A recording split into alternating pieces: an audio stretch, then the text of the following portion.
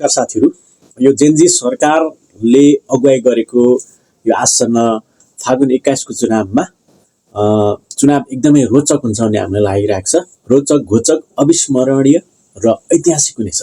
किन भन्दाखेरि झापा क्षेत्र नम्बर 5 मा बा केपी बा र बालेन बीचको चाहिँ ठुलो घमासान त्यहाँ चाहिँ युद्ध हुनेछ र त्यसमा चाहिँ बालेनको उपस्थिति पनि एकदम कडा हुनेछ र अर्कोतर्फ केपी ओलीको उपस्थिति पनि कडा हुनेछ। किन भन्दाखेरि केपी ओलीले समग्र झापा दमक क्षेत्रमा चाहिँ राम्रो विकास गरिसक्नु भएको छ र केपी ओलीले पुनः जित्ने सम्भावना पनि उत्तिकै छ र अर्कोतर्फ बालेनले जित्ने सम्भावना एकदमै डर छ। किन भन्दाखेरि यो जेनजीको जुन 76 जनाको हत्यापछि जेनजीको चाहिँ एक किसिमको नयाँ त्यहाँ चाहिँ तरङ्ग उत्पन्न भएको छ। विभिन्न भ्रष्टाचारका कुराहरू छन्। त्यसले गर्दाखेरि भ्रष्टाचार निमिट्यान्न पार्ने अथवा चाहिँ जेनजीको चाहिँ मत अनुसार चाहिँ अगाडि बढ्ने लक्ष्यले चाहिँ बालेन शाह बढेकाले गर्दाखेरि बालेन शाहको पनि एकदमै सम्भावना देखिन्छ र चुनाव एकदम रोचक हुनेछ।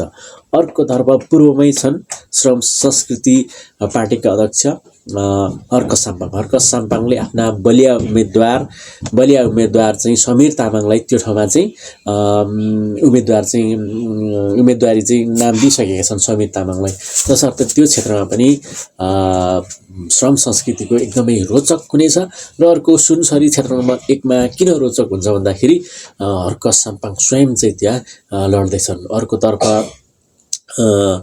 त्यहाँ चाहिँ सरिन खिवा तामाङ हुनुहुन्छ राष्ट्रको तर्फबाट। उहाँले झन्डै अशोक राईलाई पराजित गर्न चाहिँ खोज्नु भएको थियो पहिला, तर थोरै मतले अशोक राईले जित्नु समाजवादी पार्टीबाट र अर्कोतर्फबाट त्यहाँ सुदन किराँती पनि उठ्दैछ। तसर्थ यो ठाउँको अथवा चाहिँ यसपालि चाहिँ पूर्व क्षेत्रमा चाहिँ फागुन 21 को चुनाव चाहिँ एकदमै रोचक, एकदमै सुन्नलाई रमाइलो लाग्ने जान्छ भन्ने हामीले चाहिँ आशा गरेका छौँ र धेरैलाई चाहिँ पूर्व क्षेत्रको चाहिँ यो राजनीतिक माहौल एउटा चासोको रूपमा हुन्छ अथवा चाहिँ चासोको रूपमा चाहिँ समाचार बन्छ भन्ने हामीलाई लागेको छ।